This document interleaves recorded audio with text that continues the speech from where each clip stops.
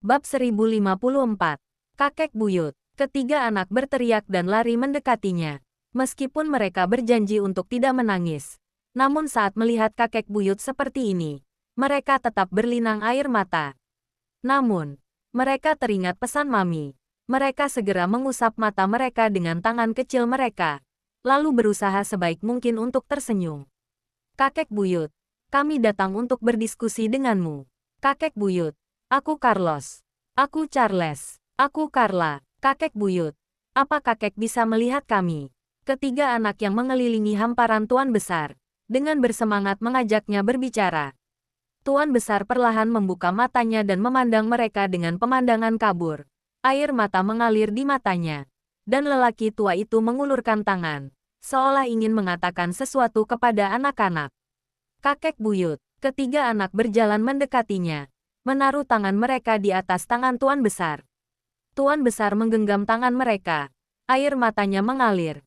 Ia membuka mulutnya dengan bersusah payah dan berkata dengan terbata-bata, "Ingat, kalian, bermarga Wollens, selamanya, anak-anak, keluarga Wollens." Meskipun kata-katanya tidak begitu jelas, namun anak-anak bisa mendengarnya. Charles dan Carla meneteskan air mata. Dengan bingung menatap Carlos. Mereka tidak tahu harus menjawab apa. Carlos mengangguk dengan air mata berlinang di matanya. Ia berkata dengan sungguh-sungguh, "Tenang saja, kakek buyut. Sepanjang hidupku, aku akan bermarga Wollens. Tidak akan pernah berubah." Carlos mengerti apa yang dipikirkan Tuan Besar. Ia takut mereka akan ikut pergi bersama Mami. Takut mereka akan mengikuti Mami mengganti marga. Meskipun Carlos sudah memutuskan untuk ikut dengan Mami, namun sejak awal di dalam hatinya, ia sudah membuat satu keputusan untuk tidak mengganti marganya. "Baik, baik, baik," Tuan Besar berkata. "Baik," 3 kali. Lalu memegang tangan ketiga anak. Ia tidak rela melepaskan tangan ini. Mata Tuan Besar muncul pada Daniel, seolah-olah ia ingin mengatakan sesuatu. Ia berusaha sekuat tenaga, namun perkataannya tidak jelas. "Kakek, tidak perlu khawatir. Selama masih ada aku, anak-anak tidak akan pergi." Daniel tahu, permintaan terakhir sebelum Tuan Besar meninggal adalah berharap agar anak-anak tinggal di keluarga Wollens. Pada saat ini, dia hanya bisa membohonginya. Dia, Tuan Besar mengucapkan, "Dia," 2 kali. Sanjaya secepatnya menjelaskan, "Tuan Besar ingin bertemu dengan Tracy. Dia di luar. Biar aku panggil dia." Daniel kebingungan. Ia tidak yakin. Namun sekarang ini, ia harus mengabulkan permintaan terakhir Tuan Besar. Tracy sedang menunggu di luar sambil membalas pesan Naomi. Daniel keluar dari ruang perawatan, lalu berkata dengan pelan, "Kakek ingin bertemu denganmu." "Tidak ada yang perlu dibicarakan denganku." Tracy tidak bisa memaafkan Tuan Besar. Sekarang ia bisa membawa anak-anak menemui orang tua itu. Bisa menunggu di sini dengan sabar. Itu sudah merupakan kebaikan terbesar. Menemui orang yang selalu menindasnya berulang kali, musuh yang selalu menyakitinya, ia tidak bisa melakukannya. "Aku mohon." Daniel berjalan sampai ke depannya, memohon dengan suara pelan. Orang tua itu sudah tidak akan lama lagi. Permintaan terakhirnya adalah ingin bertemu denganmu. Tolong berikan dia satu kesempatan. Daniel tidak pernah memohon kepada orang lain dengan putus asa seperti ini. Ia kini terlihat begitu lusuh. Ia mengenakan baju kemarin malam. Lengannya ada bekas tembakan yang hanya dibungkus dengan kain kasa. Ia belum mencukur jenggotnya. Sekarang wajahnya terlihat lusuh. Sepasang matanya memerah. Melihat rupanya yang seperti ini, membuat orang menjadi sedih. Mengingat seluruh kejadian kemarin malam, kebencian masih membara di hati Tracy. Awalnya ia ingin menolak, namun ketika ia mendongakkan kepala, menatap mata merah Daniel, ia akhirnya melunak. "Kamu ini merepotkan sekali." Ia mengatakan kata-kata kasar, namun ia tetap berjalan masuk ke ruang perawatan. Daniel langsung mengikutinya, membukakannya pintu. Di dalam ruangan, ketiga anak mengelilingi Tuan Besar, menyemangatinya. "Kakek Buyut, beberapa hari yang lalu, aku mendapatkan hak paten atas ciptaanku. Aku membawa sertifikatnya. Coba lihat." "Kakek Buyut, cepatlah sembuh. Kakek Buyut harus menemaniku main sepak bola." Kakek buyut bilang mau membawaku ke Maple untuk melihat kuda yang kakek buyut pelihara. Aku belum pergi ke sana. Kakek buyut tidak boleh ingkar janji. Bab 1055. Tracy sangat benci dengan Tuan Besar.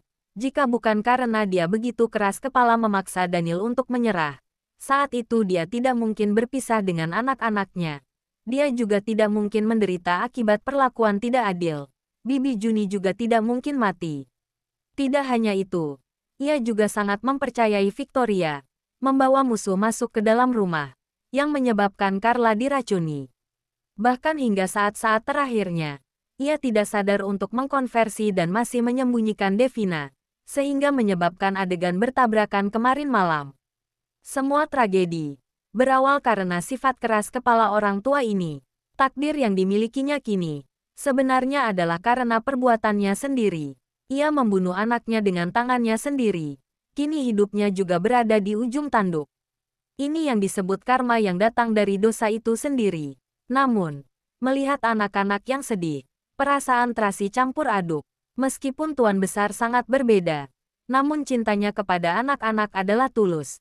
Jadi cinta anak-anak kepadanya juga sungguh-sungguh. Kakek, dia datang. Daniel berbisik. Tuan Besar berusaha keras untuk melihat Tracy. Namun dengan kondisinya kini, pandangan matanya sangat buram. Ia tidak dapat melihat dengan jelas. Ia hanya dapat melihat bayangannya. Ia membuka mulutnya, seolah ingin mengatakan sesuatu. Namun kata-katanya tidak jelas. Daniel menarik Tracy berjalan mendekati kasur. Ia membungkukkan badannya dan bertanya, "Kakek, apa yang ingin kakek katakan?" Tuan Besar berusaha membuka mata dengan lemah, menatap Tracy. Ia bersusah payah membuka mulut dan berkata-kata per kata. "Maaf." 2 tetes air mata mengalir dari sudut matanya secara bersamaan dengan kata maaf yang diucapkan. Air mata penyesalan. Batin Tracy bergetar. Sebuah perasaan campur aduk perlahan-lahan muncul. Saat ini, semua kebencian dan dendam yang dia punya, perlahan-lahan terhapus oleh air mata dan permintaan maafnya. Seperti yang dikatakan dalam buku, bahwa setiap orang yang menghadapi kematian, mereka semua ingin melupakan rasa sakit dan kejahatan yang pernah dilakukan di sepanjang hidupnya. Permintaan terakhir Tuan Besar sebelum ia meninggal ternyata adalah meminta maaf kepada Tracy. Ia tidak pernah mengucapkan kata itu di sepanjang hidupnya. Namun kini, sebelum ia meninggal, ia mengatakan kata itu pertama kalinya untuk Tracy. Seluruh penyesalan dan rasa bersalah di dalam hatinya, semua tertuang di dalam kata itu. Penuh dengan ketulusan, Tracy tidak berkata sepatah kata pun. Ia juga tidak menatap Tuan Besar. Ia hanya menundukkan kepala, tidak berbicara sedikit pun. Ia terlihat begitu tenang dan dingin, namun sebenarnya hatinya sedang gundah gulana. "Maaf." Tuan Besar kembali mengucapkan maaf. Ia lalu menutup matanya perlahan-lahan. Ia tidak berharap bisa dimaafkan. Ia hanya ingin meminta maaf dengan Tracy secara langsung. Secara langsung mengungkapkan rasa penyesalan. Dengan begitu, ia baru bisa pergi tenang. Terkadang manusia ingin membuat dirinya sendiri merasa tenang. "Kakek." Daniel langsung menggenggam tangan Tuan Besar. "Kakek, bertahanlah. Aku akan segera memanggil dokter." "Dokter, dokter." Daniel berlari keluar dan berteriak. Dokter bergegas masuk ke dalam. Namun tangan Tuan Besar perlahan terkulai lemas. "Maafkan aku, Presdir Daniel." "Tuan Besar, sudah tiada." Kakek buyut, kakek buyut, Satu ruangan penuh dengan isak tangis. Tracy diam-diam berjalan keluar dari ruang perawatan. Ia berdiri di sudut tembok di samping pintu masuk ruangan, melihat seluruh kejadian dengan tenang. Satu lutut Daniel berlutut di samping ranjang. Ia memegangi tangan Tuan Besar dengan erat, menundukkan kepala dan menangis sedih. Ketiga anak mengelilingi ranjang dan menangis tersedu-sedu. Bahkan Carlos yang biasanya kuat dan rasional, kini menangis hingga tubuhnya gemetar. Charles dan Carla menangis kencang. Mereka begitu sedih. Sanjaya bersandar pada kursi roda. Ia menundukkan kepala menangis. Untuk sesaat, ia seolah telah kehilangan seluruh tenaganya. Ia perlahan-lahan runtuh. Thomas, Ryan, Andy, Kiki juga diam-diam menangis di samping. Kesedihan memenuhi ruangan. Hanya Tracy yang tenang memandangi Tuan Besar, Semua dendam dan kebenciannya perlahan-lahan menghilang. Bersama dengan Tuan Besar yang meninggalkan dunia ini, pergi ke dunia yang lainnya. Devina sudah mati.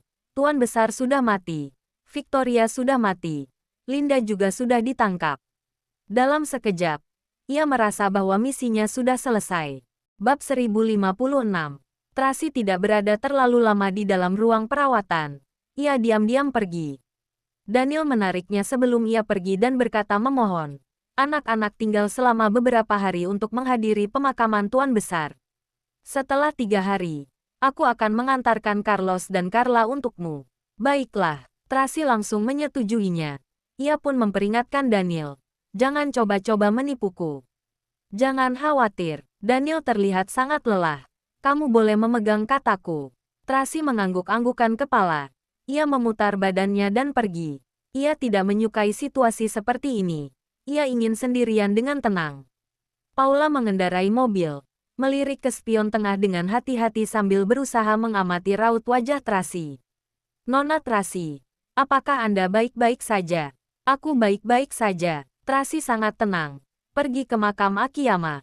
Hah, Paula terdiam dan langsung menjawab. Baik, makam Akiyama adalah tempat di mana James Smith, ayahnya, dimakamkan. Abu jenazah Bibi Juni juga dikubur di sana. Ia bersumpah membawa darah Devina dan Linda untuk dipersembahkan ke Bibi Juni. Begitu juga ayahnya yang dari awal dipaksa mati oleh Devina. Utang darah ini kini telah terbalaskan. Namun, Tracy sedikit pun tidak bahagia. Dia hanya merasa frustasi dan tersesat. Hujan gerimis dengan udara yang sedikit dingin. Tracy mengenakan mantel dengan membawa 2 ikat bunga di tangan. Berjalan ke makam ayahnya dan Bibi Juni. Menaruh bunga di atas makam mereka. Lalu berkata, Ayah, Bibi Juni, aku sudah selesai membalaskan dendam kalian. Kalian sekarang bisa beristirahat dengan tenang. Meskipun Tracy berkata seperti itu, namun ia ingat, ayahnya saat itu menyembunyikan bahwa dia dianiaya. Sebenarnya karena dia tidak ingin Tracy membalas dendam. Dia berharap Tracy bisa melewati hidupnya dengan bahagia. Dan pesan terakhir Bibi Juni sebelum ia meninggal, kamu harus tetap hidup, tetap hidup. Semuanya berharap, ia bisa hidup dengan bahagia. Hal lainnya tidaklah penting. Tracy menghela napas. Bagaimanapun juga, dendamnya kini sudah terbalaskan. Kini saatnya ia pergi. Kota ini terlalu banyak menyimpan kenangan manis dan pahit. Cinta, benci, sayang, balas dendam. Ia tidak ingin kembali lagi ke kota ini.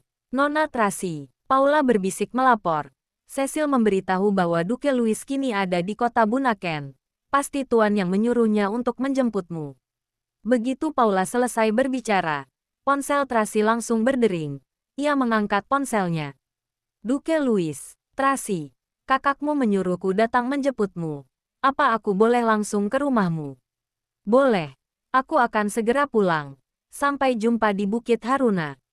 Oke. Sampai ketemu nanti. Suara Duke Louis penuh rasa kegembiraan yang begitu besar. Tracy sangat tenang. Ia tahu jika ia terus-terusan menentangnya, maka ia bisa menolak pernikahan ini. Tidak peduli kakak laki-lakinya sekuat apa, ia tidak akan bisa memaksa Tracy untuk melakukan sesuatu. Namun, Tracy juga sudah lelah ikatan dengan perasaan balas dendam dan kebencian. Ia berpikir, jika dia benar-benar bersama dengan Duke, dia bisa melupakan semuanya dan memulai kembali hidupnya dari awal. Duke Louis adalah orang yang sederhana dan jujur. Ia memperlakukan orang dengan tulus. Latar belakang keluarganya juga baik. Terlebih lagi, keluarganya memiliki tempat khusus di kerajaan Prancis. Tidak memiliki perselisihan dengan siapapun, namun mereka tetap dihormati. Jika Tracy menikah dengannya, ia dapat melewati hidup dengan damai. Ini adalah pilihan Lorenzo, pilihan terbaik untuknya. Tracy sadar, semua yang diberikan kakaknya adalah pilihan yang terbaik. Jadi, aku menerimanya dengan senang hati. Di sepanjang perjalanan pulang, Tracy menatap hujan rintik-rintik di luar jendela. Peristiwa-peristiwa masa lalu satu persatu muncul di benaknya. Setiap potong kenangannya bersama dengan Daniel seolah tersapu oleh hujan. Namun pemandangan sepanjang jalan kini tertinggal di benaknya.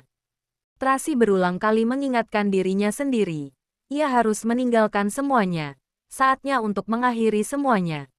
Saat ini, di rumah sakit, Daniel sedang mengatur orang-orang untuk mengurus kematian Tuan Besar. Tiba-tiba ia merasa dunia berputar. Penglihatannya kabur. Tanpa sadar ia mengulurkan tangan memegangi tembok menggeleng-gelengkan kepala. Lalu menatap lurus ke depan. Ia masih tidak dapat melihat dengan jelas. Apa yang terjadi? Kenapa bisa begini? Bab 1057. Presdir Daniel. Para wartawan media mengelilingi rumah sakit untuk menanyakan kondisi Tuan Besar. Aku sudah menyuruh orang untuk menghadang mereka. Namun mereka sepertinya sudah menerima kabar kematian Tuan Besar dan mereka terus bertanya. Presdir Daniel. Ada wartawan yang diam-diam masuk mengambil foto. Sudah ditangkap oleh kami. Apakah kita harus meminta rumah sakit untuk menutup gedung? Presdir Daniel. Carla demam. Sebaiknya kita antar dia ke rumah Nona Tracy dulu. Begitu banyak pertanyaan mendesak yang sedang menunggu jawaban Daniel. Ia tidak punya waktu untuk berpikir terlalu banyak.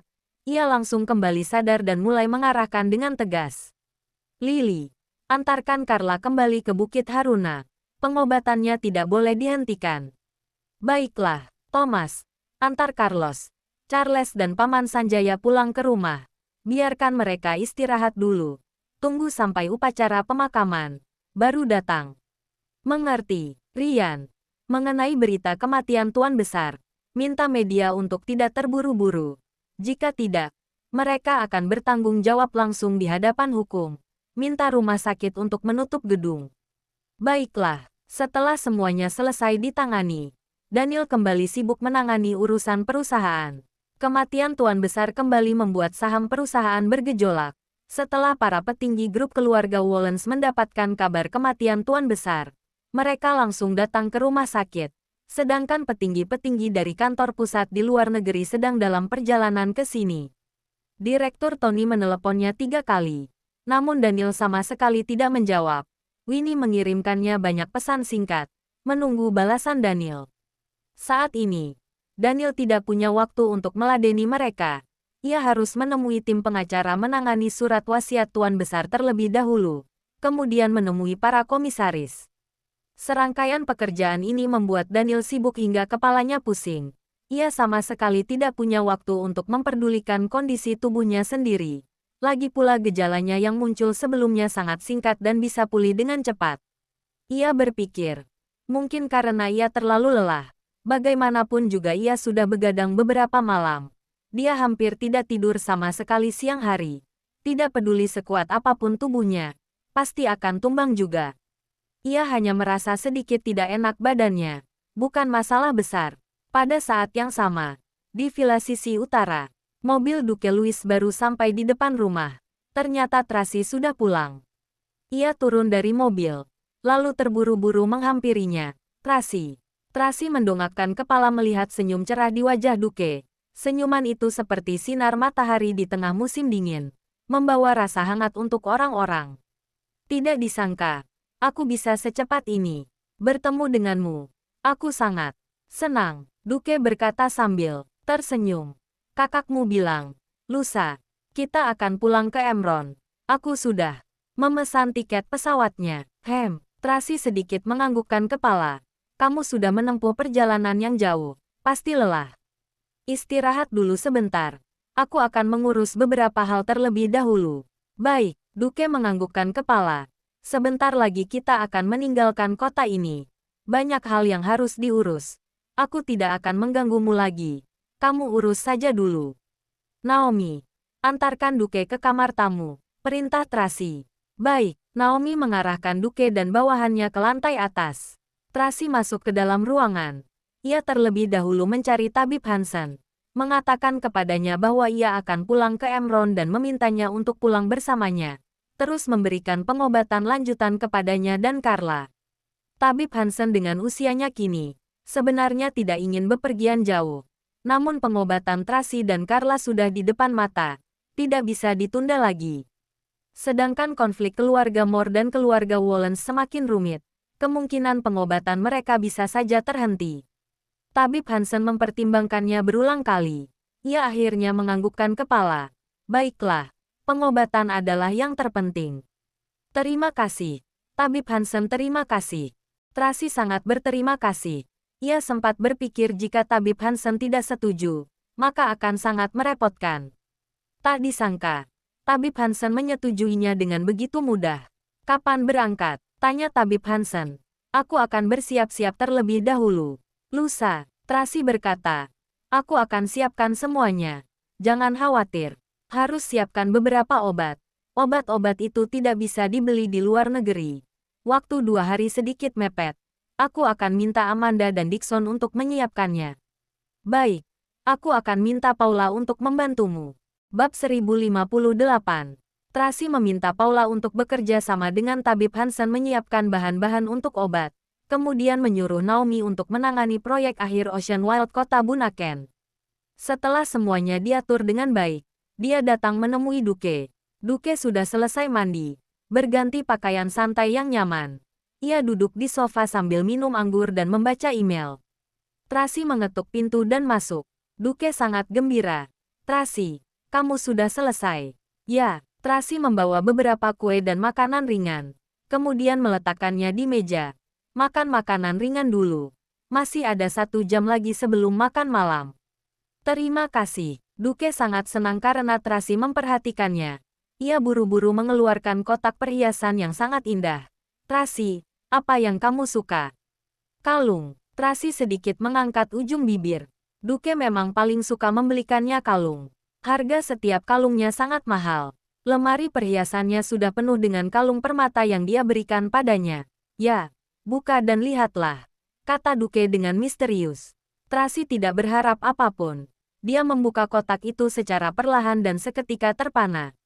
Bukankah ini kalung batu rubi biru peninggalan ibunya? 7 tahun yang lalu, setelah terjadi sesuatu pada ayahnya, dia menjual kalung ini dengan harga murah untuk bertahan hidup. Kemudian, dia pernah memberitahu Daniel tentang hal ini, tapi Daniel memarahinya dan menyebutnya bodoh. Tak disangka, hari ini dia masih bisa melihat kalung ini. Aku memikirkan banyak cara, mencari di seluruh pasar gelap, dan menghubungi orang-orang di pasar perhiasan. Pada akhirnya, aku mendarat di sana sebuah lelang kecil di Prancis. Ini benar-benar takdir. Duke menjelaskan sambil tersenyum. Aku dengar, ini adalah barang berharga peninggalan ibumu. Sekarang akhirnya dapat kembali ke pemilik aslinya. Bagaimana kamu tahu? Tracy terkejut.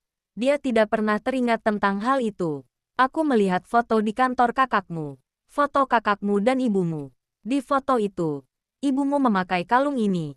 Duke menjelaskan. Aku ingat Daniel pernah memotret kalung batu rubi merah yang sangat mirip dengan kalung ini. Lalu, aku bertabrakan dengan kakakmu. Kakakmu mengatakan bahwa kalung batu rubi biru yang ditinggalkan ibumu itu telah dijual dengan harga murah olehmu. Dan dia terus mencarinya. Begitu rupanya. Tracy menghela napas. Kakakku kelihatannya seperti orang yang berdarah dingin dan kejam. Tapi tidak disangka, ia begitu berperasaan. Bukankah kamu seharusnya memujiku? Duke sedikit kecewa. Aku yang menemukan kalung itu. Hahaha. Iya, aku harus berterima kasih padamu. Tracy menatapnya sambil tersenyum. Terima kasih ya. Sama-sama. Melihatmu tersenyum aku sudah senang. Duke tersenyum. Tracy, percayalah. Aku akan membuatmu bahagia. Mendengar kalimat ini, Tracy terdiam. Dia menundukkan kepalanya dan melihat kalung di tangan. Hatinya sangat rumit. Tak bisa diungkapkan dengan kata-kata. Kenapa? Apa kamu tidak senang? Duke memandangnya dengan gelisah. Apa kamu tidak menyukaiku? Duke, Tracy berpikir sejenak dan berkata dengan serius. Apa kamu tahu masalahku dengan Daniel? Aku tahu. Duke mengangguk ringan. Awalnya aku tidak tahu. Bahkan, aku masih dengan bodohnya membicarakan tentangmu di depannya. Tapi dia juga tidak memberitahuku. Aku merasa sangat aneh.